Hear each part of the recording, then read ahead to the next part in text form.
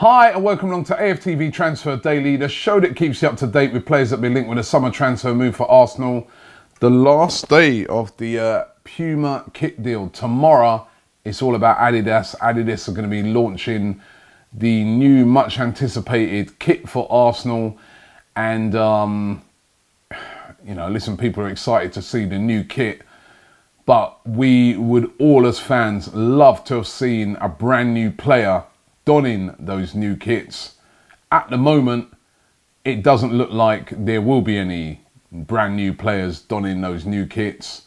There's no signings made yet for Arsenal, which has been a big surprise.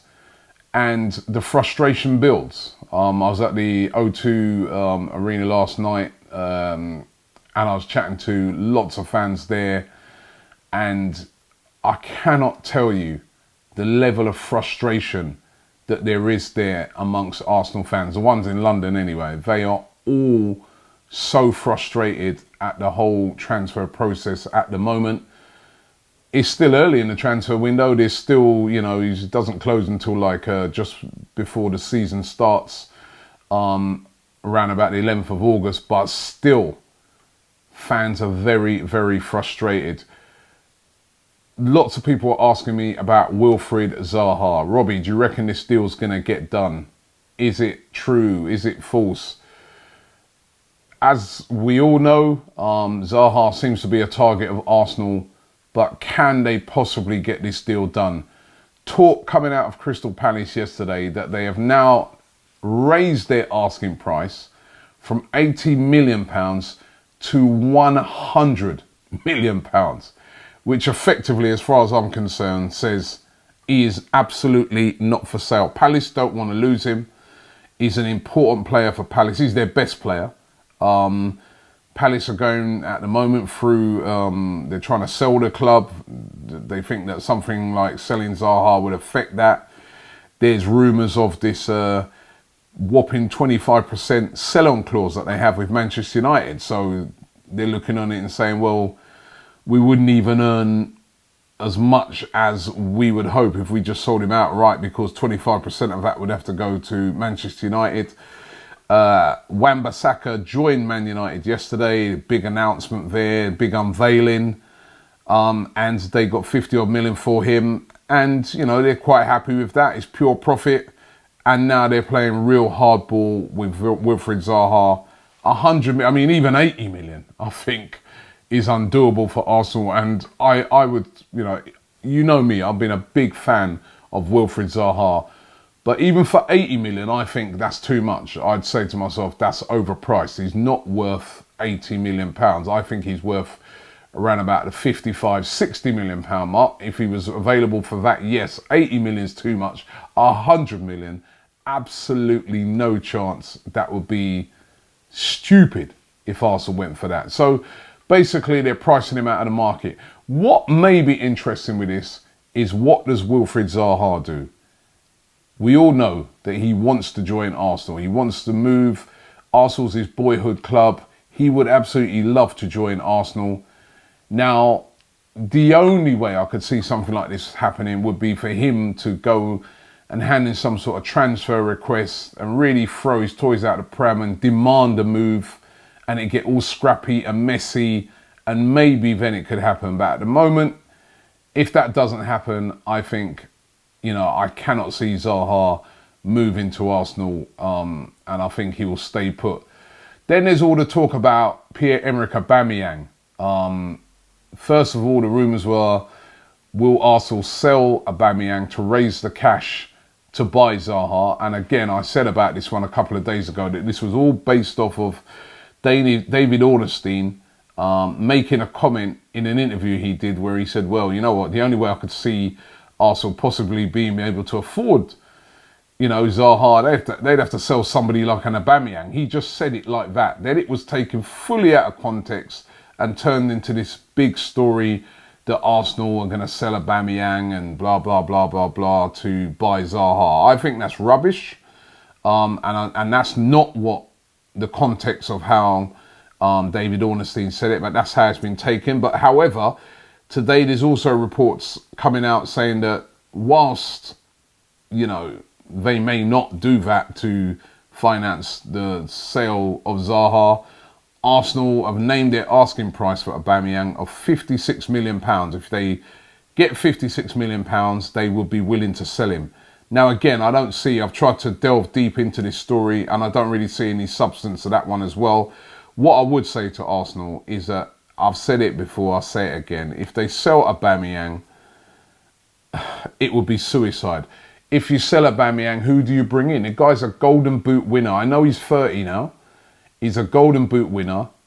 You know that next season, if Pierre-Emerick Aubameyang is fit for the season, he'll probably score the same amount, if not more again. He's a natural goal scorer. Look at his career. That's all you got to do with a player like him. Trace his career.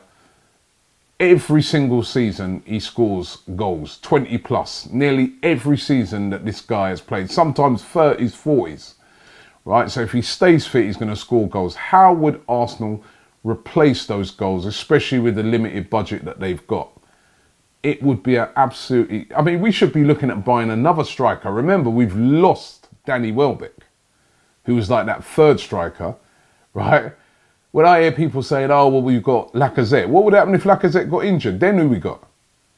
So why would it make any sense to sell Aubameyang unless you've got a suitable replacement? And how much are the replacements going to cost? How much would somebody like Nicolas Pepe, who had a great season last year at Lille, but is not as a prolific a goal scorer as Pierre-Emerick Aubameyang, even though a lot younger and could get better as he goes on? How much would he cost to bring in at Arsenal? You're talking again about another £80 million plus player. So it just makes no sense whatsoever. And for me, you hold on to somebody like Aubameyang for dear life and you build a team around him. But these rumours persist and haven't gone away. Arsenal linked today with a Danish player. Now, young player, his name is Jacob Brun Larsen. He's only 20. He is a striker and plays for Dortmund. Had a decent season last year. Danish international. Now, there's a host of clubs interested in him. Arsenal are one of them. But then there's big players in there as well. Like Liverpool said to be very interested in him. He came in originally under Klopp as a 16-year-old. There's Manchester United apparently showing an interest in him as well. Again, there's no talk on what the sort of fee would be for Brun Larsen, but he's a prospect. And, you know, I don't think Arsenal can just buy pure prospects. They need some solid professionals in there as well. But linked with him today. And they continue to be linked with Julian Weigl of Borussia Dortmund, the centre-back, 23, valid at around about £27 million. That's the talk, or 27 million pounds. Anything from about 25 to 27 million pounds. It's said that Dortmund would be willing to sell. He can play as a centre-back, he can play as a defensive midfielder. And again, he's a player that this whole fact that they've gone and bought back Mats Hummels, that could limit his playing time. That could be one of the reasons why he may be surplus to requirements. I'd be surprised, if I'm being honest, if Dortmund sold Weigl, because he's still quite a young player. As I said, he's only 23. But, you know, so listen, Dortmund are one of those clubs that will sell if the price is right. Will Weigl go to Arsenal? Who knows? But again, the links continue. So it continues with a lot of other clubs as well. And there's Kieran Tierney and also William Saliba. No news on those. Just that, you know, no news of further bids or anything. It's still where it is with these two players. That Arsenal are interested in signing them. But nothing has materialised yet. And hence the frustration from a lot of fans. Let me get into some of your comments today. I'm going to start off with this one. It's KMZ Designs. He says, the money that we got for the Adidas deal, straight into Kroenke's pocket. And as you know, you might have heard, there's people talking about protesting tomorrow at the launch of Arsenal's new Adidas kit because they're so unhappy about, you know, the lack of signings. it should be a time of celebration. It should be a time of positivity when a new kit comes out. But at the moment, the fans are like, where's the players? Spells, he's on about it as well. He says the Adidas money will be used on his LA Rams, which of course is Stan Kroenke's American football team, which he really seems to show a lot of interest in, unlike Arsenal. Nagy says, I'm not an Arsenal fan, but it hurts me to watch that they struggle to buy or sell a player. Josh says, Balde isn't worth it at the moment. He says he's barely better than Iwobi. 5 goals all season is similar to Iwobi as well. We need to spend our money on major upgrades to the team, like a quality centre-back and someone like Zaha if we can. He's on about Quito Balde of Monaco, winger, linked with Arsenal. He's got a point there. Is he much better than Iwobi, Quito Balde? You know?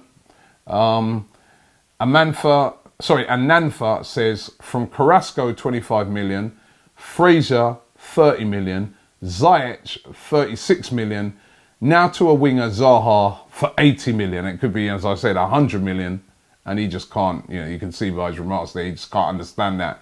He's got a great point there. Why would you go for, listen, Zaha, I think he's a top quality Zaha, he's a top quality player, but it's true, Fraser 30 million, Carrasco 25, Ziyech. Why would you go for Zaha for a possible 100 million? No chance. Zahid says, Rabiot, Hector Herrera and Yassine Brahimi all for a free. Why not?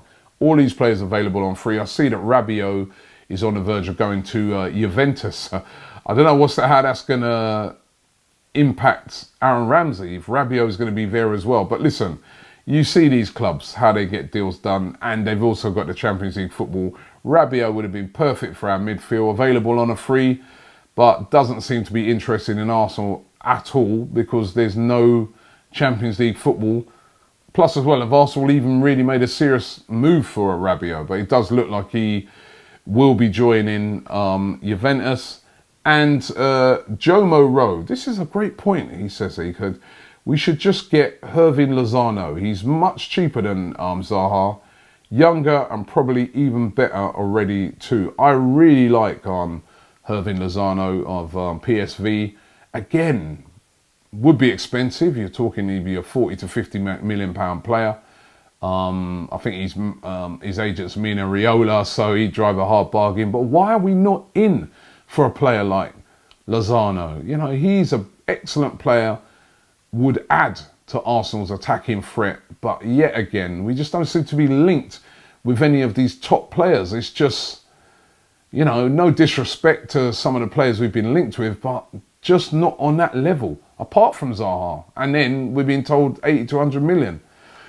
Oh, it's very frustrating, very, very frustrating. Keep those comments coming in.